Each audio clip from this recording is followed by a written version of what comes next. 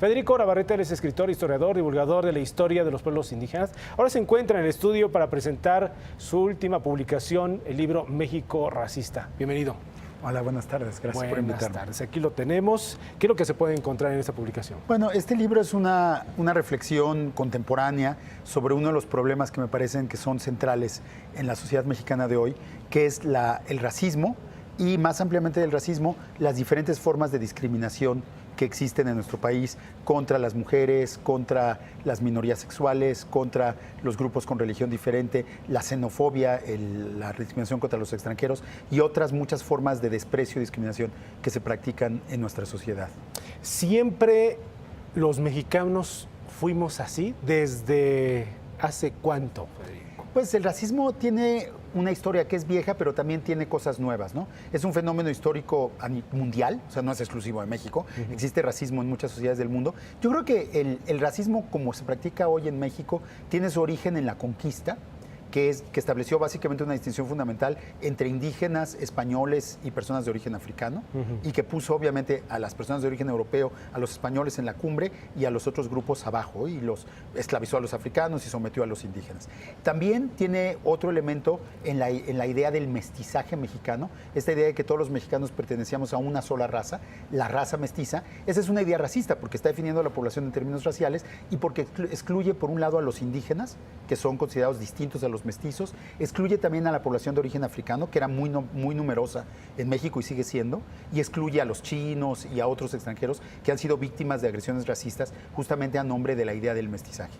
Y en el mundo contemporáneo, otro elemento clave del racismo es el racismo que se practica actualmente en los medios de comunicación, en las que pues, la mayoría de las personas que salen en la tele o que salen en la publicidad tienen un fenotipo blanco de tipo europeo y no representan la pluralidad de tipos físicos, la pluralidad de culturas, la pluralidad de formas de ser que hay en la sociedad mexicana actual. Esa es una forma muy contemporánea de racismo. Entonces, en México tenemos racismos muy viejos, de 5 siglos, pero también racismos de 30, 40 años. Ahora, mencionabas que es un tema de prácticamente todas las sociedades, pero ahí, o la gran diferencia entre una y otra es cómo es que han logrado evolucionar esto, aunque hay sociedades avanzadas, por ejemplo, las europeas, en donde todavía tienen algunos resquicios, ¿no? Y tratan de mantenerlos o de tratarlos, ¿no?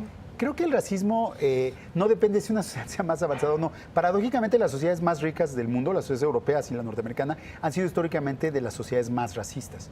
Yo creo que lo que ha sucedido en esos países es que, como ha habido una expresión pública del racismo, en Estados Unidos hasta hace 50 años había leyes que prohibían que los negros utilizaran los mismos baños que los blancos, o que fueran a las mismas escuelas, o que se subieran a los autobuses en los mismos lugares. Ahora esas leyes fueron descartadas y surgió una conciencia social y política antirracista. Lo mismo en Europa, ¿no? O sea, hay racismo, pero también hay conciencia en contra del racismo. Yo creo que lo que nos ha pasado en México es que, como el racismo en México siempre ha sido más velado, no ha sido de leyes, por ejemplo, ha sido un racismo más privado, más social y menos político, muchas veces lo hemos negado. Y lo que nos falta ahora a los mexicanos es tener justamente un movimiento en contra del racismo. O sea, el negarlo ha llevado a que no lo podamos combatir abiertamente. Entonces creo que a veces nos congratulábamos, somos menos racistas que los norteamericanos o que los sudafricanos, y probablemente sí lo éramos, pero el decir que somos menos no es pretexto para que sigamos siendo ese poquito que somos, ¿no? Si es que es poquito. Y mi libro argumenta que el racismo puede parecer pequeño, porque puede empezar en los apodos familiares de la güera y el negro, y en la discriminación que hace que pensemos que las mujeres o los hombres blancos son más bonitos que las mujeres o los hombres morenos, pero eso también tiene consecuencias más amplias, en acceso, por ejemplo, a los trabajos, cuando se pide buena presentación, en los castings de publicidad, cuando se pide latino internacional o esos términos que finalmente son definiciones raciales, y en el bienestar. En el bienestar, ¿no? O sea, existen encuestas clarísimas, estudios sociológicos que muestran que en México la gente morena en general es más pobre que la gente blanca. Tiene menos educación, tiene empleos menos buenos, ¿no? O peores empleos. Pues Federico Navarrete, muchas gracias por estar aquí con nosotros para platicarnos de esto. Para aquellas personas que quieran entender más sobre este tema, búsquenlo, ya está en todas las librerías. En librerías a partir de ahora, y el jueves a las 7 de la noche tenemos una presentación del libro en el Museo de la Ciudad de México, en el centro de la ciudad, que va a estar muy interesante.